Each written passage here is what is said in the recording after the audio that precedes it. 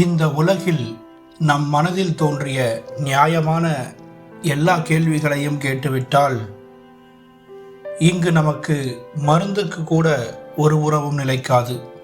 நம்மிடம் பயன் பெற்றவர்கள் காலம் முழுக்க நமக்கு நன்றி கடனோடு இருப்பார்கள் என நம்புவது நமது முட்டாள்தனம்.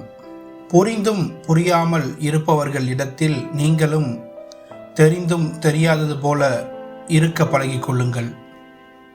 புறம் பேசும் 4 பேரின் வாயை மூடுவதை விட அதை கண்டுகொள்ளாமல் நம் காதை மூடிக்கொண்டு இருப்பதே மிகச் சிறப்பான ஒரு செயலாகும். அனைவருக்கும் இனிய காலை வணக்கம். இந்த நாள் அனைவருக்கும் ஒரு நல்ல நாளாக அமையட்டும். வாழ்த்துக்கள். வளம் பெறுக.